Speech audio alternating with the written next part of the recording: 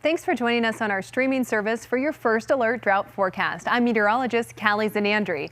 After another hot and dry week across Colorado, drought conditions are unfortunately worsening statewide. The most significant change is an extreme drought, which increased by more than 8%, especially in places like Mesa, Moffett, Rio Blanco, and Garfield counties out west. And here along the Front Range, we're seeing drought levels intensify as well. Areas in Denver, Arapahoe, Jefferson, and Douglas counties have all now shifted from being abnormally dry to experiencing moderate drought. Wildfires continue to burn across Colorado, fueled by hot, dry, and windy conditions. And red flag warnings have been posted through Friday for high fire danger. Joining us today is Camille Stevens-Rumann, an associate professor of Forest and Rangeland Stewardship at CSU. She's also a former hotshot firefighter. Camille, thanks so much for being here. Thanks for having me. Now, you've been on the front lines as a firefighter. What is it like to fight wildfires under extreme conditions like what we're seeing?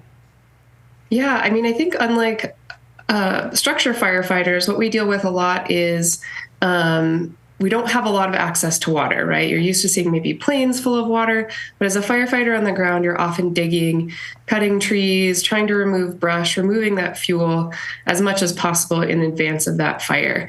In these hot, dry, and windy conditions, it's extra dangerous for fire crews, especially if you're talking about really high flame lengths, because the fire can move really quickly. And we often aren't able to put people right in front of where that fire is coming. And we often work along the edges and the outsides of that fire to help rein in the fire. Now, we're seeing hotter and drier weather across the West year after year. From your perspective, how big of a role is climate change playing in wildfire activity?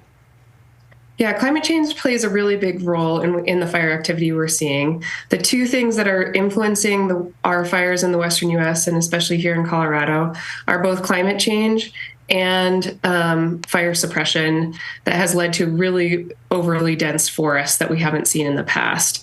The climate change component isn't necessarily leading to, one specific fire or one red flag warning day, but rather that, we're having weeks more of red flag warning days or weeks of more extreme conditions and hotter weather that goes later into the fall and starts earlier in the spring. So we have more fuel that's ready to burn.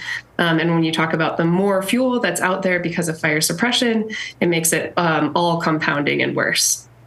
Now, when it comes to what sparks these fires, especially here in Colorado, what are the most common causes? Yeah, so we have two main causes. One is lightning and one is human ignitions. And that's all sorts of kinds of human ignitions. There are a lot of human ignitions, especially here in Colorado, because we have so many people that love to recreate outside. And so there's lots of campfires and just people out in our wildlands, whether that's driving ATVs that can spark fires, using chainsaws, any other motorized equipment that has a spark or a flame can cause wildfires. And that's what we see. The majority of our really bad fires that we've had historically have been human caused. Think about the Hayman fire for those who have lived here since 2002, or more recently, the Cameron Peak and Calwood fires were both likely human caused. So it's really, while we have lightning starting fires, especially kind of in the southern half of the state with our monsoon seasons, there's a lot of human ignitions out there on the landscape. Now, we hear the phrase new normal a lot when it comes to wildfires. Are fires actually getting worse? And is this just the beginning of a long-term trend? Yeah, so what we've seen is that fires are getting larger and they're also getting more severe, which means that more trees are dying when those fires happen. And that's been a long-term trend, especially since the 80s. And certainly since post-2000, we've seen an increasing number of large extreme fires.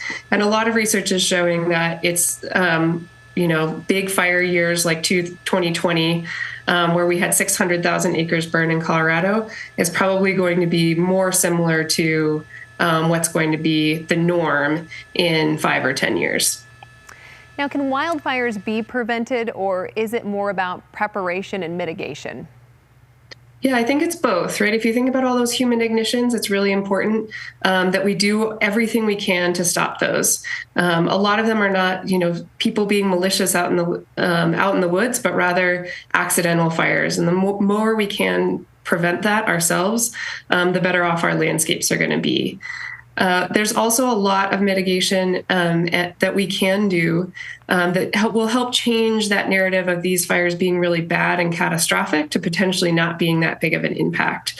Things like thinning, prescribed fire, making sure you have defensible space around your home is really important, because we need to remember that these forests and many of our ecosystems are adapted to fire and actually need it sometimes. So fire isn't necessarily bad, but certainly the fires we've been having are really bad.